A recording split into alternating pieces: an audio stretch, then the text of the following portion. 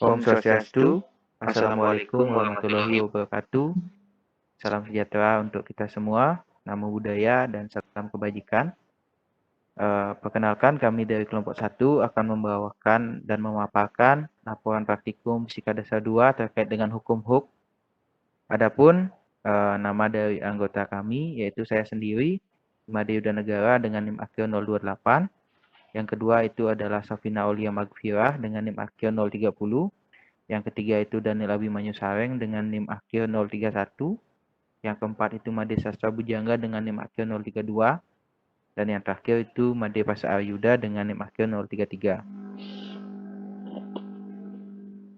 Jadi pada kesempatan kali ini saya akan memaparkan tentang data hasil percobaan.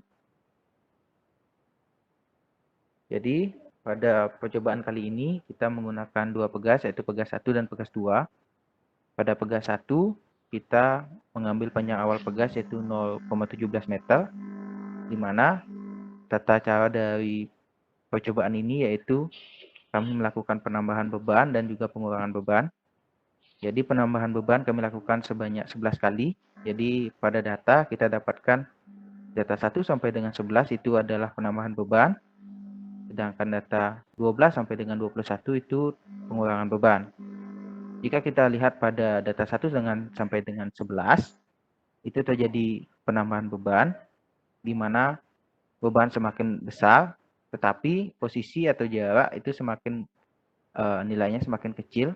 Itu karena kami melakukan pengukuran dari bawah sehingga ke atas, sehingga semakin besar beban, maka semakin kecil juga nilai posisi atau jarak dari bawah sampai dengan ujung pegasnya.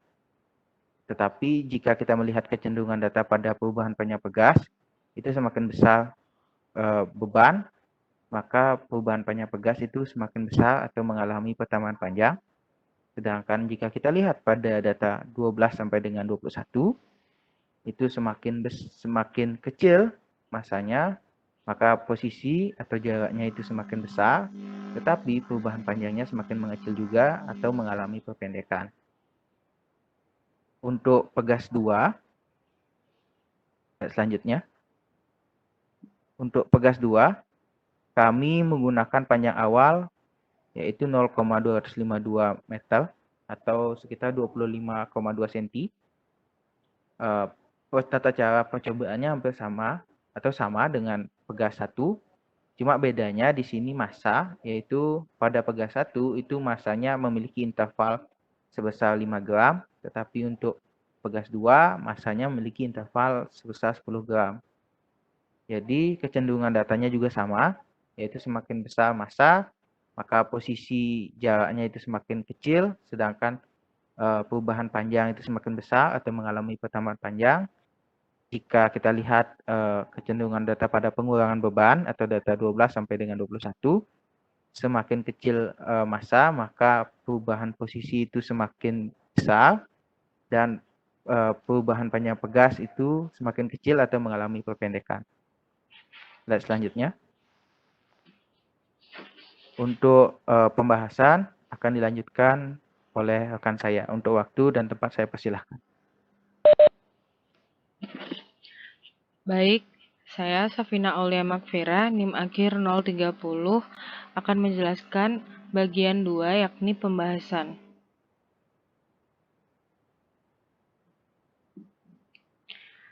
Pada kali ini praktikum yang dibahas adalah tentang konstanta pegas K dan cara menentukan nilainya. Gaya yang dibutuhkan untuk meregangkan sebuah pegas tergantung dari keelastisan atau konstanta pegas K dari pegas itu sendiri. Semakin elastis sebuah pegas, maka semakin kecil gaya yang diperlukan untuk meregangkannya. Begitupun sebaliknya. Semakin kaku sebuah pegas, maka semakin besar pula gaya yang diperlukan untuk meregangkannya. Penentuan konstanta tersebut dapat dicari nilainya dengan cara menggantungkan pegas pada tempat yang telah disediakan. Lalu beban ditempatkan pada ujung pegas, dimulai dari massa yang paling kecil hingga massa yang paling besar. Tabel 1 pegas 1. Pada tabel 1 pegas 1 dilakukan percobaan sebanyak 21 kali dengan percobaan pertama sebagai data awal. Selanjutnya pada percobaan kedua hingga percobaan ke-11 dilakukan penambahan beban yang digantung sehingga didapatkan nilai rata-rata konstanta pegas sebesar 7,85 Newton per meter. Kemudian, pada percobaan ke-12 hingga percobaan ke-21 dilakukan pengurangan beban yang digantung sehingga didapatkan rata-rata konstanta pegas sebesar 7,31 Newton per meter. Nilai konstanta pegas dari kedua bagian percobaan pada pegas 1 bernilai hampir sama, karena nilai beban yang digunakan dalam kedua percobaan sama. Namun, perbedaannya terletak pada perubahan panjang pegas saat beban mengalami penambahan dan saat beban mengalami pengurangan. Hal ini dapat terjadi karena kurang telitinya saat pembacaan hasil percobaan ataupun kesalahan kondisi lapangan. Pada percobaan pegas pertama ini juga didapatkan rata-rata total nilai K dengan rumus sigma K per N sebesar 7,592 Newton per meter. Baik, presentasi selanjutnya akan dilanjutkan oleh teman saya. Baik, sebelumnya perkenalkan, nama saya Daniel Abimanyu Sareng dengan NIM akhir 031. Saya akan menjelaskan mengenai tabel 2 untuk pegas 2. Berdasarkan data yang diperoleh dari percobaan, didapatkan hasil perhitungan dengan menggunakan rumus K sama dengan F per delta X sama dengan M kali G per delta X sebagai berikut. Untuk tabel pegas 2, pada tabel pegas 2 dilakukan percobaan sebanyak 21 kali dengan percobaan pertama yaitu pada massa 0,015 kg sebagai data awal. Selanjutnya, pada percobaan kedua hingga percobaan ke-11 dilakukan penambahan beban yang digantung sehingga didapatkan nilai rata-rata konstanta pegas sebesar 14,69 Newton per meter. Kemudian pada percobaan ke-12 hingga ke-21 dilakukan pengurangan beban yang digantung sehingga didapatkan rata-rata konstanta pegas sebesar 14,64 Newton per meter. Nilai konstanta pegas dari kedua bagian percobaan pada pegas 2 bernilai hampir sama, karena nilai beban yang digunakan dalam kedua percobaan juga sama.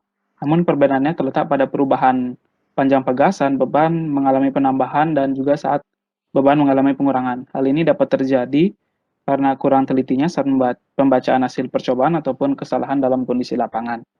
Pada percobaan pegas pertama ini juga didapatkan rata-rata total nilai K dengan rumus K sama dengan sigma K per N.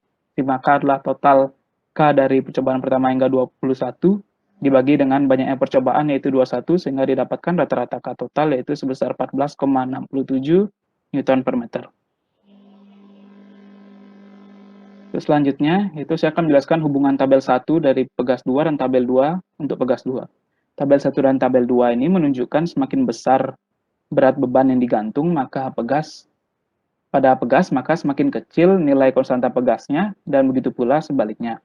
Semua hasil perhitungan konstanta pegas, K yang telah diujikan dari dua tabel tersebut, menghasilkan nilai yang konsisten dengan hukum Hooke, yaitu besar berat beban atau M atau gaya F berbanding terbalik dengan konstanta pegas K.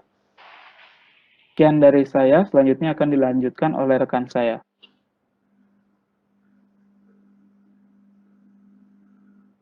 Baik, perkenalkan nama saya Made Sastra Bujangga, NIM akhir 032. Di sini saya akan melanjutkan presentasi yang telah dibawakan oleh Daniel. Berikut adalah selain hubungan yang terdapat antara pegas dengan konstanta pegas, disajikan pula grafik hubungan antara nilai gaya dan perubahan panjang pegas sebagai berikut. Kita lihat pada grafik ini terdapat dua garis, yaitu garis biru dan garis orange, di mana garis biru yang menunjukkan penambahan beban dan garis orange yang menunjukkan pengurangan beban. Dari grafik yang ditampilkan pada slide dapat kita simpulkan bahwa semakin besar penambahan gaya atau beban yang bekerja pada pegas, maka semakin besar perubahan panjang pegas yang dihasilkan. Sebaliknya, jika semakin kecil beban atau gaya yang bekerja pada pegas, maka semakin kecil perubahan panjang pegas yang didapatkan. Sekian. Untuk presentasi selanjutnya akan dilakukan oleh rekan saya. Terima kasih. Baik, perkenalkan nama saya Made Pasa Aryuda, NIM akhir 033. Grafik hubungan nilai gaya dan perubahan panjang pegas pada tabel 2. Di sini untuk yang warna biru ini grafik penambahan beban dan untuk yang warna oranye pengurangan beban. Dari kedua grafik tersebut menunjukkan hubungan yang berbanding lurus antara gaya dengan perubahan perpanjangan pegas. Semakin besar gaya, maka semakin kecil besar perubahan panjang pegas. Dan begitupun sebaliknya, perhitungan panjang pegas dilakukan dari titik nol, yaitu dasar alat set statif, sehingga mengakibatkan panjang pegas X menjadi menurun saat ditambah beban M atau gaya. Berdasarkan percobaan yang telah dilakukan dengan menggunakan pegas, dapat disimpulkan bahwa apabila pegas diberikan gaya, maka pegas tersebut akan bertambah panjang atau mengalami elastisitas. Dalam melakukan praktikum ini, percobaan harus dilakukan secara berulang-ulang, sehingga tingkat ketepatannya meningkat. Adapun jika terjadi kesalahan pada laporan ini, kemungkinan kesalahan berada pada yang pertama, kesalahan pada alat ukur, yang kedua, kesalahan individu yaitu kurang ketelitian pada saat melihat atau mengukur hasil percobaan. Yang ketiga, kesalahan saat kondisi lapangan. Next.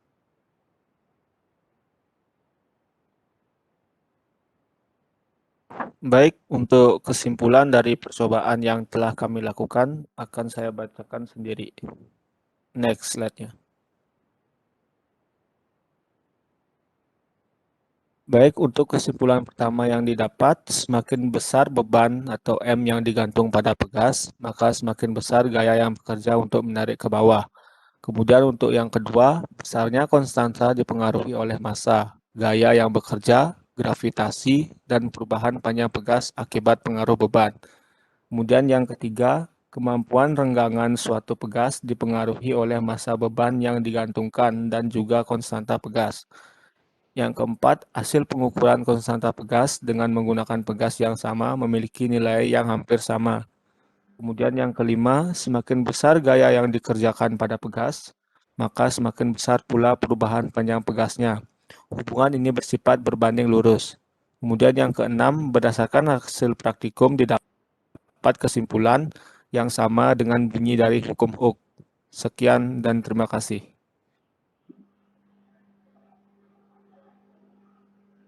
Baik, demikian yang dapat kelompok kami sampaikan. Apabila rekan-rekan yang menonton maupun ibu dosen yang menonton ada pertanyaan terkait pemaparan kami tadi, dapat kami persilahkan untuk menuliskannya pada kolom komentar.